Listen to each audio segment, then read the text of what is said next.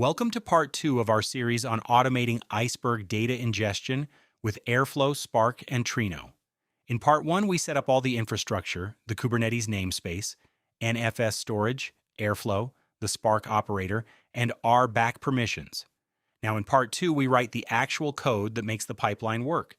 By the end of this video, you will have a working PySpark ingestion script packaged as a Docker image and Airflow DAG that submits the Spark job on a daily schedule, and a SparkApplication manifest that tells Kubernetes exactly how to run that job. This is part 2 of a 4-part series. Part 1 covered setting up the local environment.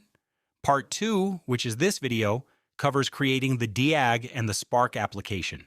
Part 3 covers triggering the pipeline and verifying the results using Trino. And Part 4 covers snapshot management and data retention with Iceberg. If you have not watched Part 1 yet, I recommend starting there before continuing.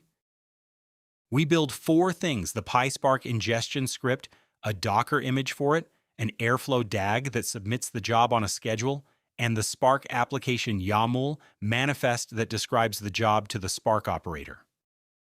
From Part 1, you need the MLOps namespace, Airflow with git sync configured, the Spark operator running, our back permissions for Spark-operator-Spark and Airflow-worker, and a Docker Hub account to publish the image.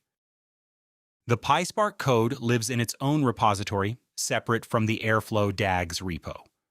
This lets us build and version the Docker image independently without touching the DAG.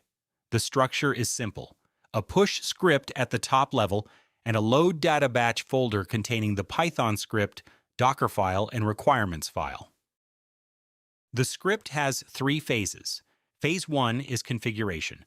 All settings, S3 endpoint, credentials, raw data path, Nessie URI, Iceberg table name, are read from environment variables. This makes the script reusable across environments without code changes. Phase 2 creates the Spark session with 2 integrations: the Iceberg catalog backed by Nessie, registered as a named catalog called Nessie, and the S3A file system connector for reading and writing S3-compatible storage, including min.io. Phase 3 is the actual data loading. First, it reads raw Parquet files from S3. If the path does not exist, it exits with an error, so Airflow marks the task as failed. Second, it appends the data to the Iceberg table, creating a new snapshot. Third, if delete_raw is set to true, it deletes the raw files from S3 using the Hadoop file system API. This runs before stopping the Spark session, so the Java virtual machine is still available. Even if the deletion fails, the job succeeds since the data is already safely in Iceberg. The Docker file extends the official Spark Python base image, which already includes all Spark and Python dependencies. We only add one line, copying the PySpark script into the container at /opt/spark/scripts. That path is what we reference later in the SparkApplication manifest as the main application file.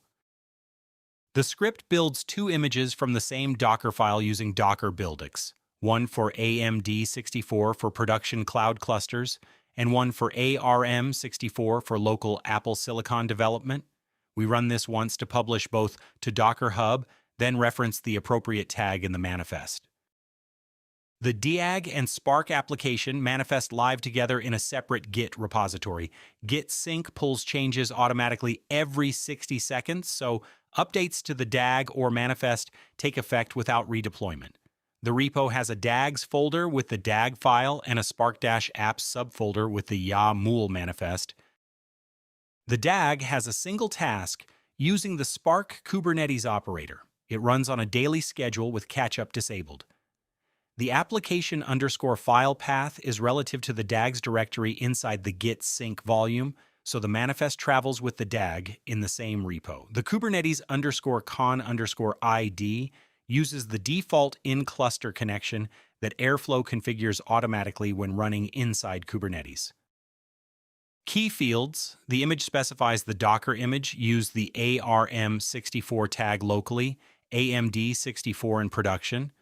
The main application file uses the local colon prefix to reference the script on the container's file system. The DEPS section lists 4 JARs downloaded from Maven Central at startup, Iceberg Spark runtime, Nessie extensions, Hadoop AWS, and the AWS Java SDK bundle. The SparkConf section registers the Nessie catalog with the Iceberg and Nessie Spark extensions. The driver runs with 1 core and 1 GB of memory under the Spark-Operator-Spark service account. S3 credentials are sourced from a Kubernetes Secret. Other config values are passed as plain strings. The executor requests 2 instances with the same resource profile. The restart policy is set to never. Retries are handled at the Airflow DAG level.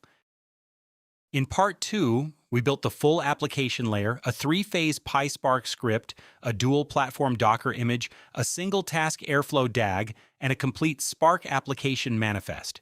In Part 3, we trigger the pipeline from the Airflow UI and verify the results in Trino.